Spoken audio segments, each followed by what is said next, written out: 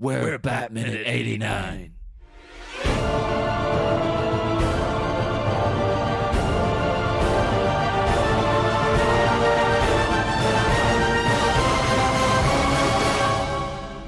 Hello, and welcome once again to another episode of Bat Minute 89, the podcast where we sit and forlornly reminisce about Tim Burton's 1989 Batman film, 1 minute at a time. I am one of the hosts, Niall McGowan.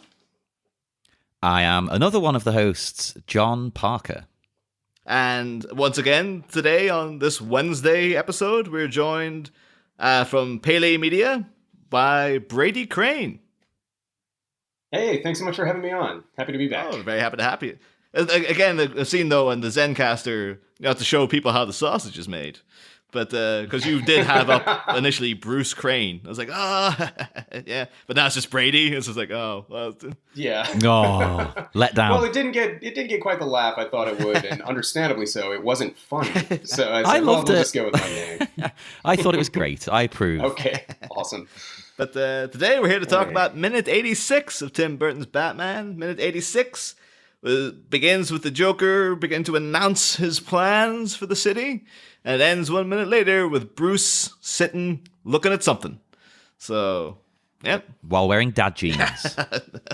Terrible Oh my dad God. jeans. Stone washed jeans or acid wash, whatever they call them. Because they feature so much in the next couple of, the next 2 weeks, I'm just like, what point can we bring up these jeans? Because it's like, I'm going to want to get into them, both metaphorically and literally, at some point. Oh, man. Oh, It's not that kind of party, dude. That's a worrying thing to hear now. But anyway. But yeah, so we get sort of the finalization of what the Joker's third act sort of thing is going to be, is that he's going to drop 20 million of cash on the streets of Gotham, it's a spicy meatball right there. And of course, typically, because everyone in Gotham's sort of a bit of a scumbag, it seems, that's what gets their attention. The whole thing, oh, that homicidal maniac guy who threatened us all is talking, who cares? And then he's like, I'm gonna give away 20 million, and they're like, what? So, Yeah, hang on a minute, turn that up. Yeah. And it was quite interesting as well. You see the punks that we mentioned on Monday there. They're hanging out seemingly with some homeless people. yeah. Which is a strange little setup. I thought that was quite nice. Yeah, of them. I was Maybe thinking, like, I hope this is like they have a nice little friendship, because there's no animosity. There's no like, hey, get away from my TIE fire or anything. It seems like, no, they might, maybe they are sociable. Maybe these old tramps are like the parents that the biker kids never had, or they Parents of the streets. That's what they are. I guess you can find some friendly people in Gotham City. Yeah, it could be like maybe this is a spin-off film in itself of this, like, one of these kids makes friends with like a homeless old woman, and she starts telling them about her life and all the things she went wrong, and then the kid decides to give up the bike and get his life back in check, and and all of a sudden, you're right. That is definitely. And then at one point he decides, I just need one last job, a little bit of extra money, and he goes and robs something. And then Batman shows up, and then, because it's Michael Keaton's Batman, he just kills him. And that's the end of that. He drops him off a roof or something. Would that be like the Rogue One to Batman's Star Wars? Yes. Oh, yes. And it was seen Maybe. that Batman is Darth Vader in this situation. Yeah, exactly. No. Let's make it happen. And then let's do a Movies by Minute show about it. Maybe that's what, that's like that kid, that hypothetical kid is Johnny Gobbs. And that's why they're all having a drink to Johnny Gobbs, and they're like, oh, I remember like this time 2 weeks ago he was still here, and that Batman jumped him. Let's start writing it.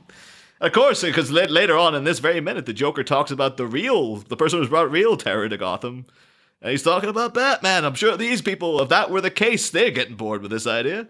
I love the concept, though, that none of these people, as you said, maybe because they're a bit shady themselves, that none of them find this remotely suspicious, right? Coming from a guy whose business just admitted its previous boss was a murderer. Yeah. Because he just said, oh yeah, Grissom, he did some bad stuff. But it's fine. And it's dirty money, and they don't care. And that's a bit more of a mystery then to like what Grissom was. Because like we talked about it back then, we were theorizing he might have been like a like a councilman or some kind of politician. I was going to ask, what was his public position? Because nobody says like, "Hey, I'm a mobster." Yeah. You know, You need a front, don't you? Yeah, Al Capone is going to say, okay, Vito Corleone is going to say he's in the olive oil business. So what, I mean, we never get into that. I don't know. That's I get some the impression, though, headcanon maybe in this movie, in this version of Gotham, maybe he does just say, "Oh yeah, I'm a mob boss." Yeah. Like, that's perfectly fine in this world. Yeah, in this city, yeah, exactly. In this world, that might fly. Yeah, it'd be like a guy. Maybe he's like the union head or something of something or other, or it's just like it'd have to do that. That episode of The Sopranos where like at one point Tony decides to go into his actual job, and it's just like a really baffling experience of having to go and sit in the desk and just be like, and like everyone there is like, what are you doing here, Tony? Like, you don't actually work here. He's like, no, I'm doing the job. I'm coming here to work. And he's sitting with like looking at the pencils and stuff, not knowing what to do. Why not? Give it a go. Give it a shot. Yeah.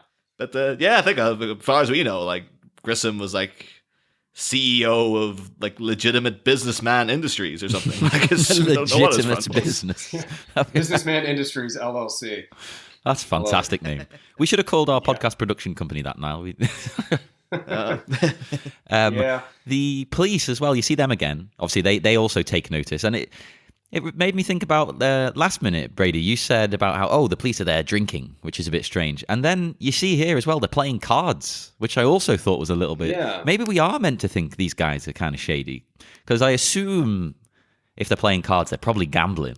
They're not just doing it for the fun of it, so they're drinking, they're gambling. Yeah, I mean, playing cards you could easily associate with negativity, something they shouldn't be doing, and the fact that they're doing that and putting alcohol in front of police just goes to further emphasize the just backwards nature of this town. Yeah. Nothing is as it should be here. So, but we're going to clean up the streets. Exactly. I'm trying to look at to see what the guy's hand is here.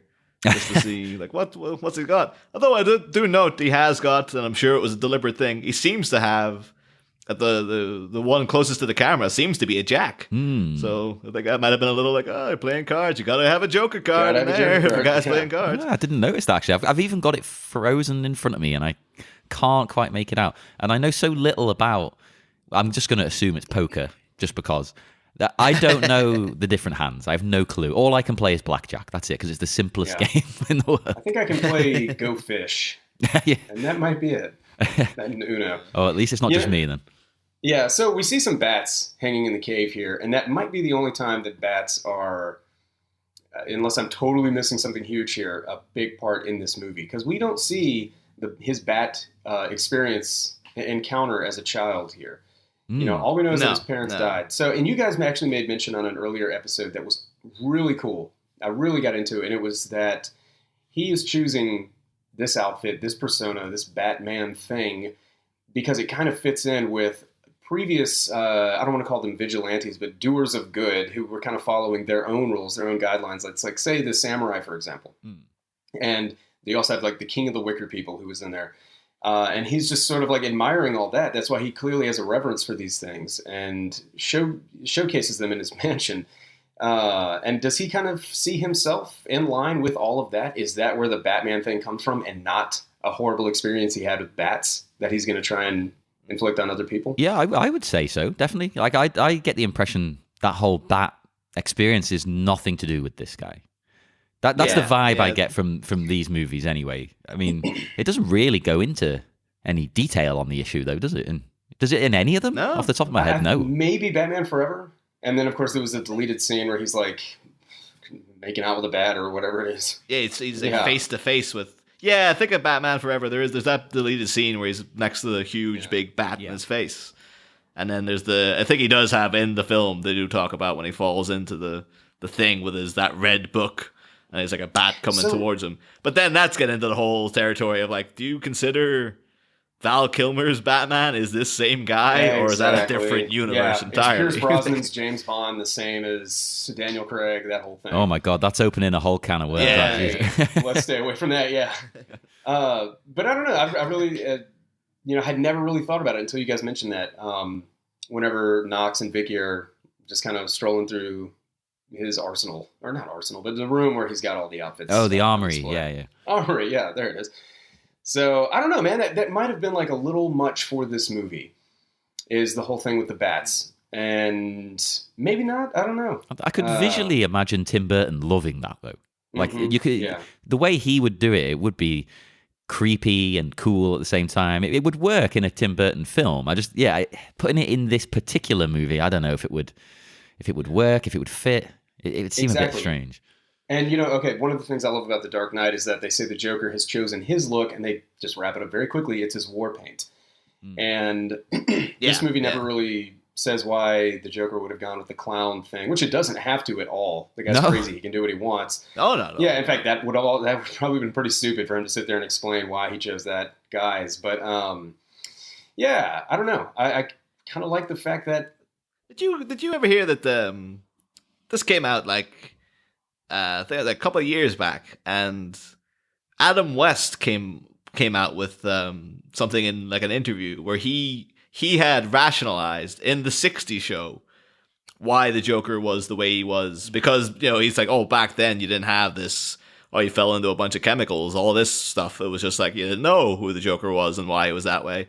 And his whole thing was that he theorized that the character had been abducted by clowns when he was a kid and been like molested by him for like years, and then it warped him into like this crazy clown criminal. And I was like, Jesus, Adam West, where the hell are you guys? Jeez. Yeah. What do you... So you're talking about like, the dark Batman. It's like, apparently when Adam West was shooting that show, he was picturing it as the most dark, warped thing freaking known to mankind. Go ahead, man. What are your thoughts on the TV show Gotham? I think you guys might have gotten into that before.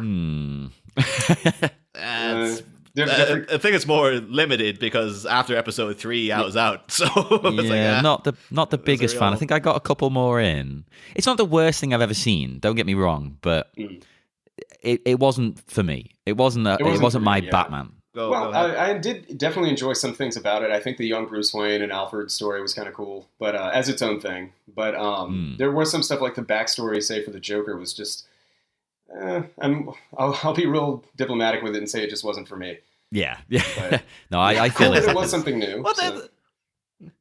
It's the whole problem is because the same thing happened with Smallville. It's just that business of he's encountering all these criminals before he's Batman. It's kind of like, the order of the story is that these are Batman villains, that they are spawned from him in a way. That's all kind of like in Smallville. It was always like, well, what is Superman going to worry about Brainiac for when he fought him when he's like 18 already? Like it doesn't like, what's he going to do when he's Superman now? It's like all the villains have been freaking introduced and defeated already. It's like that's something else that I would have liked to have seen was just don't involve any of that stuff. Just tell the story of, let's say, young Bruce Wayne growing up and how he became who he was, and maybe end it at the point that he feels like he needs to go off to the mountains and train to be Batman. That'd be great. And I would love to have had more of that in Batman Begins. And that's what I thought I was going into. It was like half a movie about that. And we just got kind of a rushed story to wrap it up. But, hey, people are there to see a Batman movie and not... I think that's the problem, isn't it? Everybody expects to see Joker and Penguin, and the guy playing Penguin's great. I enjoy his performance. That's not the problem.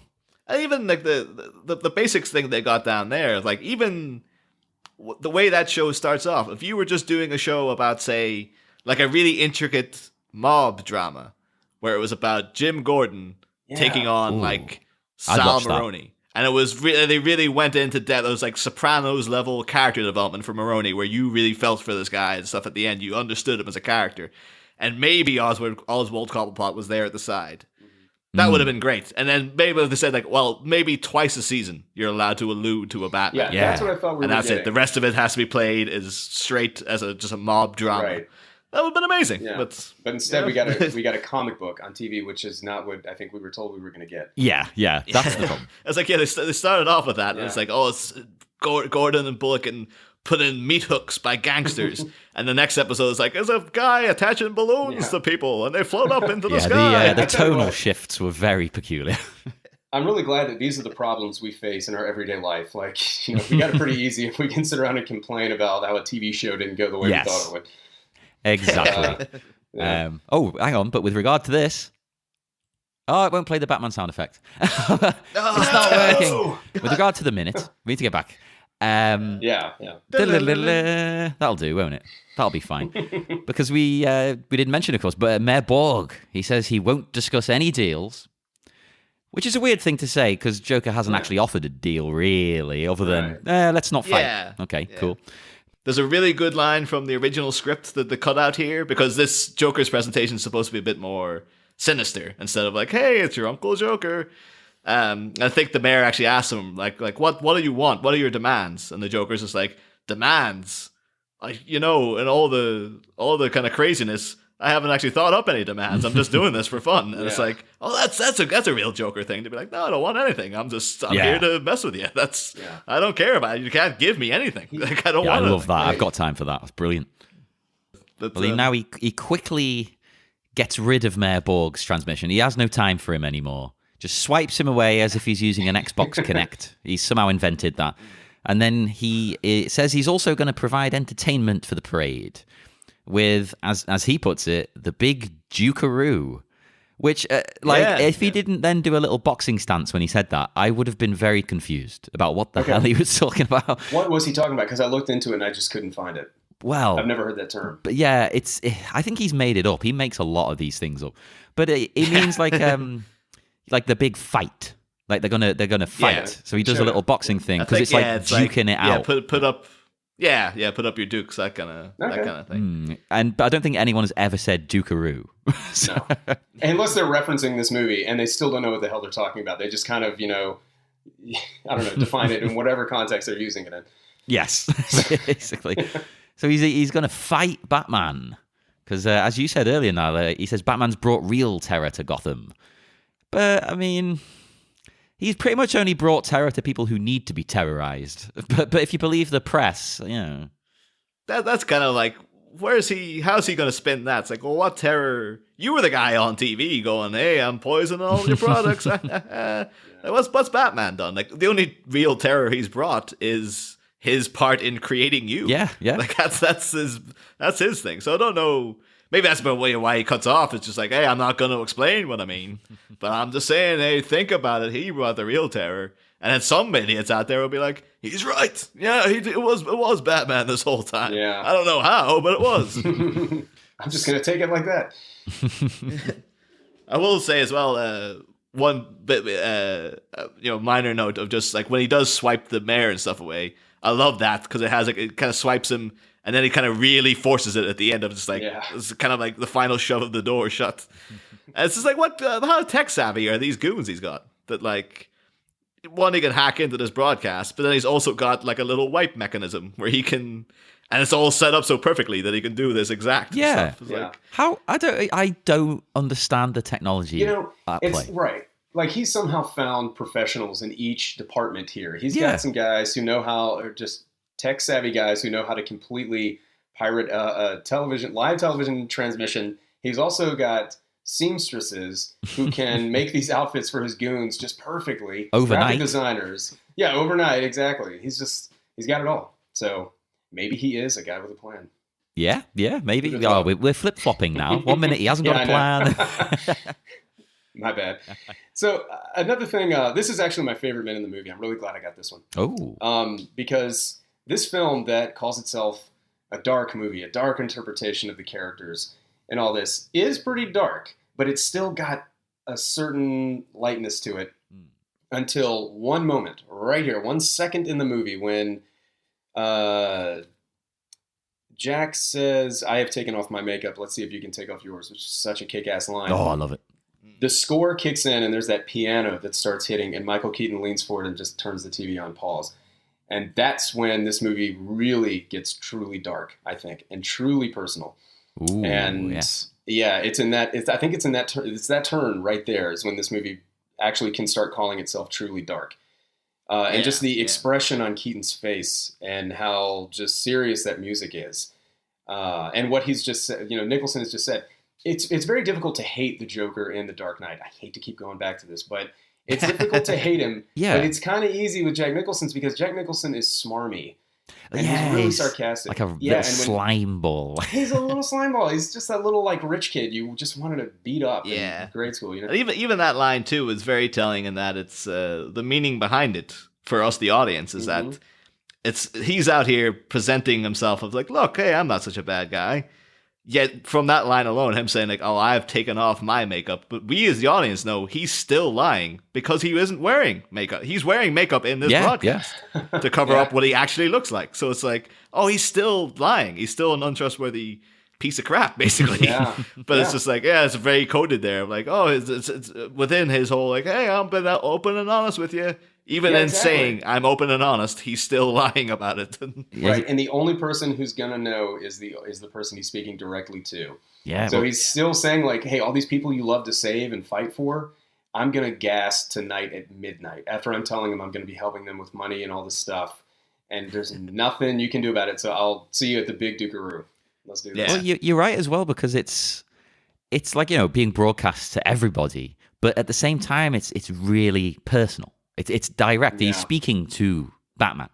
Yes, and looking into a camera. Yeah. So what Burton's doing there is, it's very simple, but it's very effective. It's like, it's crazy.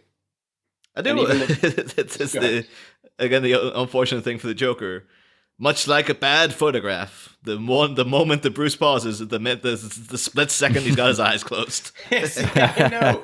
And you would think that somebody would have, like, some editor would have been like, oh, no, let's go a beat longer, a frame longer. I will say that adds a degree of realism to it. Yes. But, which, again, makes it all the more serious. And it would have been so creepy, though, was all the screens of the Joker just staring at him, which I'm assuming is what they wanted to go for. But yeah. No, I like that it's like this, because whenever I pause anything, I always pause it at a moment like that every time.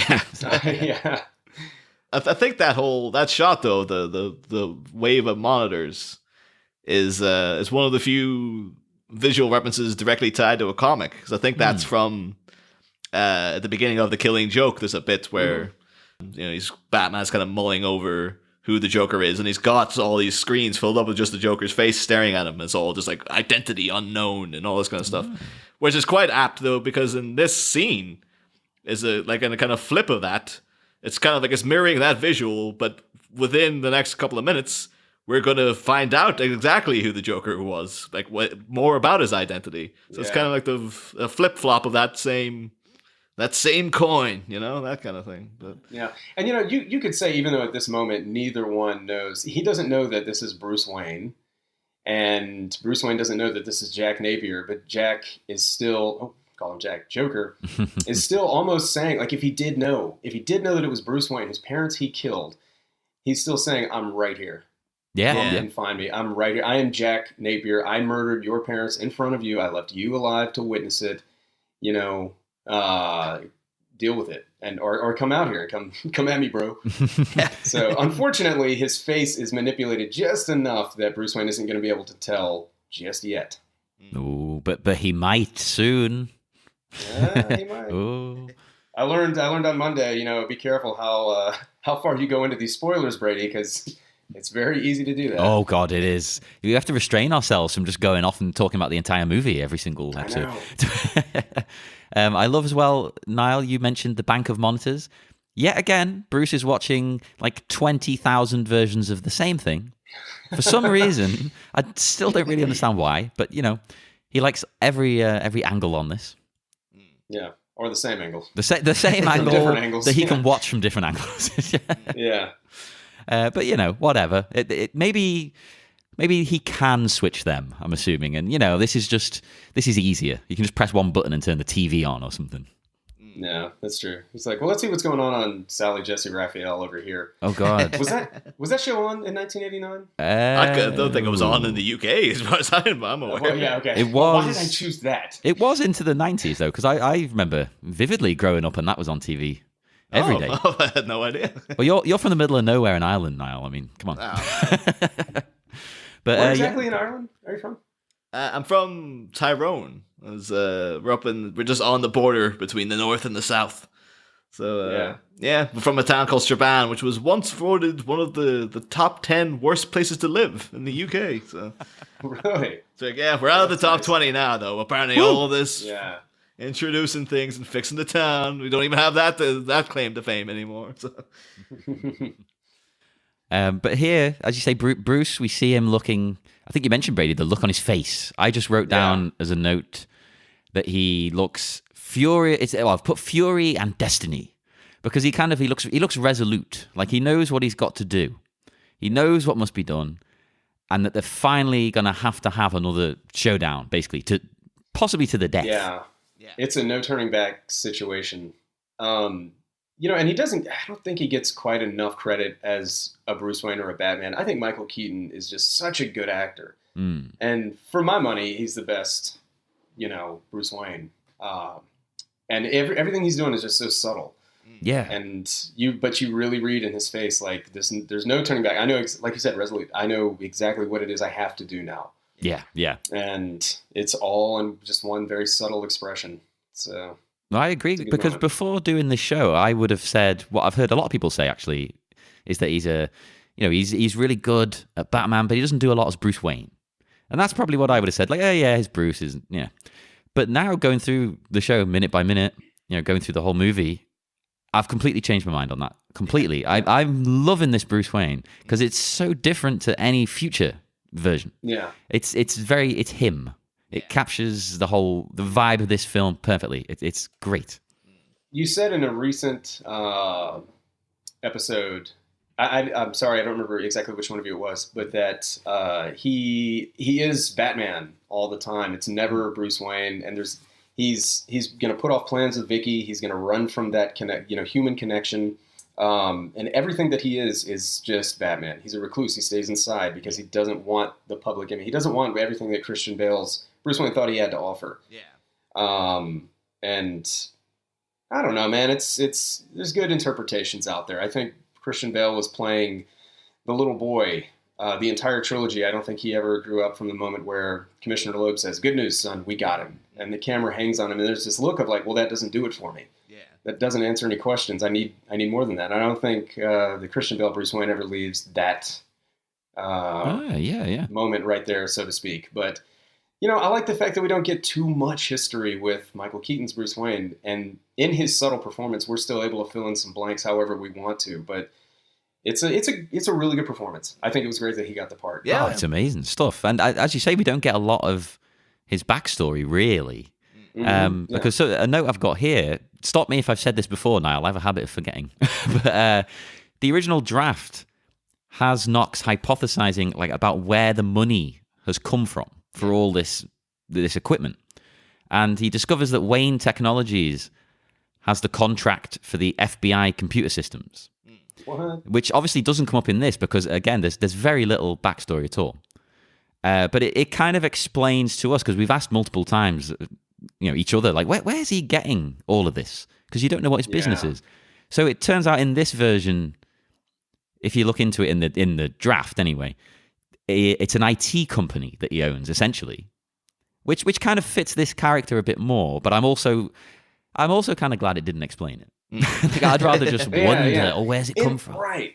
These movies are stylized, and it doesn't need the explanation. Yeah. In fact, that would have hurt this whole stylized thing Tim Burton was going for. Yeah, if you just find out, he's got an IT business. yeah, exactly. Now, that was in the Sam Hamm draft? Is that what you were saying? Yeah, it was in the original draft, the 86 draft. Yes, yeah. I mean, there is a similar scene in the 86 draft to all of this, but there's one little difference that I quite liked as well, because the mayor doesn't want to negotiate with Joker, and he offers him $10 million.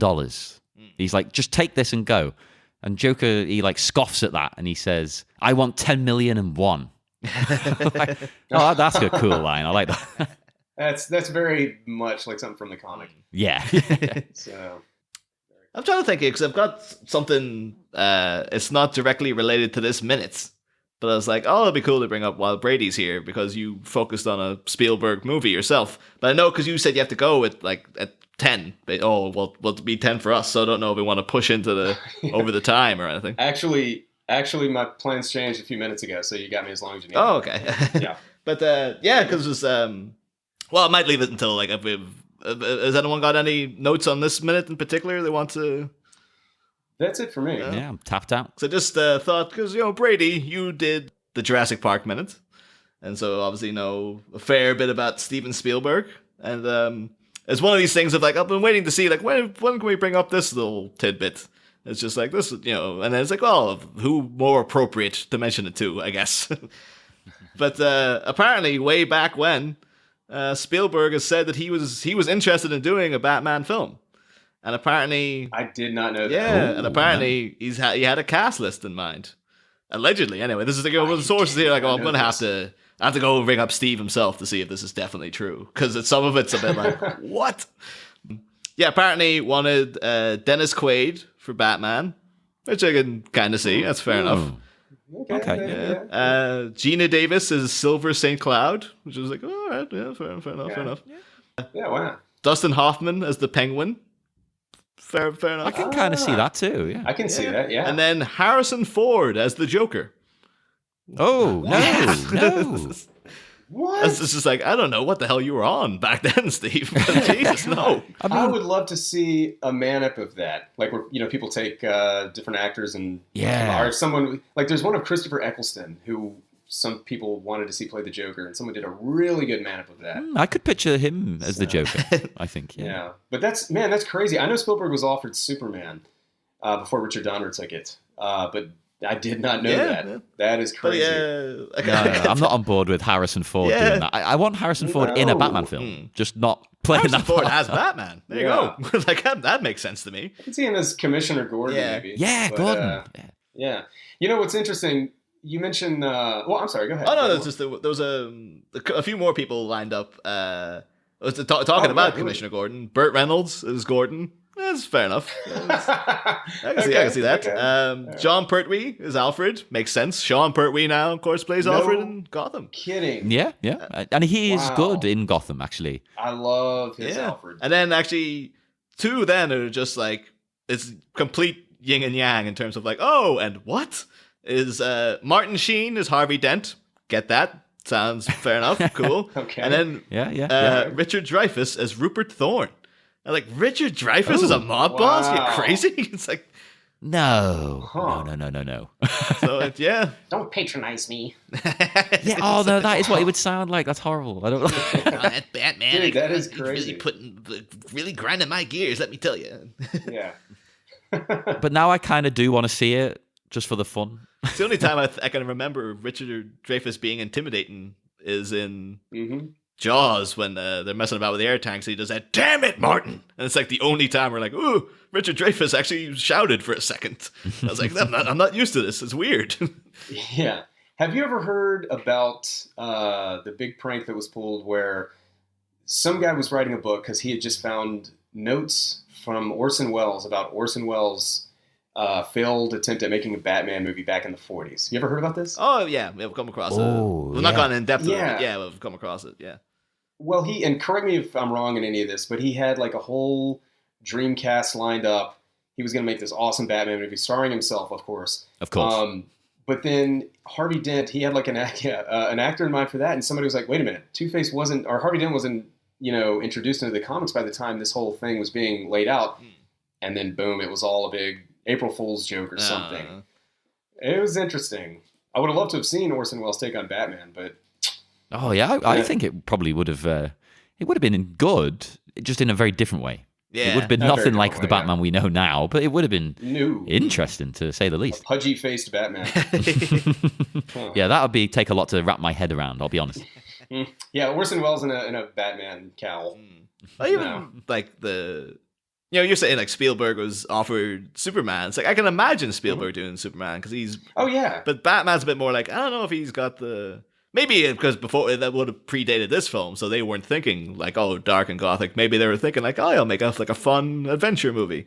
But I would be interested in it just because he has that thing about absent father figures in all his movies. Yeah. He's got that real running thread, and it's like, what would he have done then with the death of the Waynes? I'm assuming that would have been a bigger, like a really played upon thing, or would he have touched on it or not? Or what would his deal have been?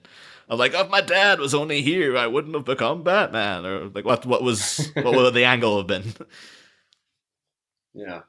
I don't know. I would have watched it. I don't know that I would have liked it, but I would have been there. I think if it was one of those things, if that had been made, we had all seen it because it would have been a Steven Spielberg film from the 80s. So yeah, it's like, exactly. well, yeah. You know, here's the thing on that is whenever you hear about potential actors that could have played a part at one point, a good example is Bill Murray as Batman at one point. When we were doing Ghostbusters Minute, this is actually kind of popular. I think a lot of people know this.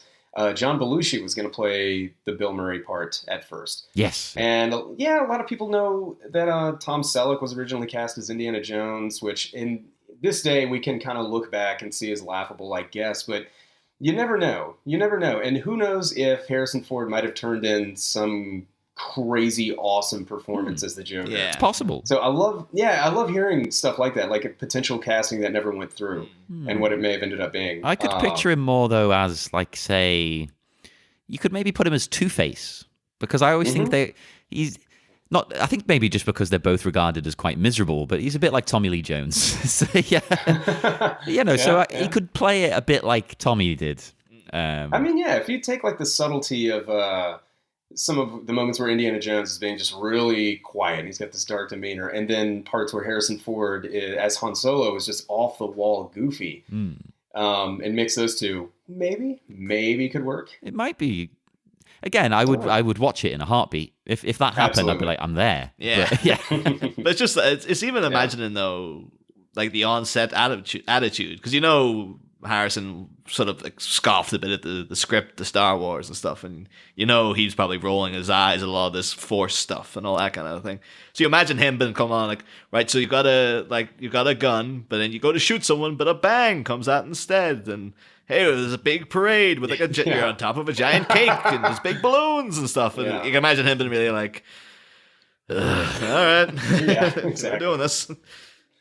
I'm gonna go make 6 days and 7 nights instead. We love you, man. If you're listening. Yeah. Oh, yeah. Come on the show sometime, please. He's been sitting listening to this. It's just like, I was really hoping they were going to bring up this whole me being the Joker thing, but damn it. You got to wonder if some of the actors from these movies, are directors or whoever, are listening to these movies by minute shows. I know that Billy Campbell, who was the Rocketeer, was listening to or following the tweets of Rocketeer Minute, and this became like a recurring guest, I think. And now he's going to be one of the main hosts of Bram Stoker's Dracula Minute. That's crazy. And I'm excited for that because I like that movie. I know it gets a lot of insults, over the years. People aren't kind on it. But, yeah, exactly. When I was in high school, I made a shot-for-shot remake of it with a bunch of friends. Oh, yes. And it was really fun. And so I sent the link to one of the hosts of the show that's coming up. So if you're a fan of the movie, I'll have to send it to you. Oh, yeah, definitely. Nice one. All right, with cat's out of the bag now, Brady. Me and John might as well just come forward. Next year, me, John, and Michael Keaton are covering the Kenneth Branagh Frankenstein movie. Apparently he's a big fan of it. Yeah. You know what? I would love to have on one of the stars of this movie and do a completely different film. Yeah, exactly. That'd be genius. But anyway. Anyway. Yeah, we should probably wrap up and let everybody get on with their Wednesday. Exactly. So Your Brady, morning commute is over. Yeah. Before we go, Brady, where can our listeners find your shows online? Well, they're all over at this point, but you can still find Jurassic Park Minute, Goonies Minute, and Ghostbusters Minute on iTunes. And my brother and I actually co-hosted those shows, and we've been guests on some of the various other Movies by Minute shows. So make sure to give those a listen because they're all great, every one of them. And please also keep listening to us if you're just here for Brady. Stick around, or go back. Go to the beginning. It's all great. If I do say so myself. And yes, join us again because we'll be back on Friday. Some Friday fun. I haven't done the Facebook and Twitter, have I? Oh, screw it. Look us up. Facebook, Twitter, Instagram. We're on there. Batminute89. And yes, join us again on Friday because we will have minute 87 of Batman. Next time, mournful memories. With the bilious baron of buffoonery frozen, beaming, and blinking, what past pains are about to perturb our petrifying paladin? Find out Friday. Same Bat Pod. Different Bat Minute.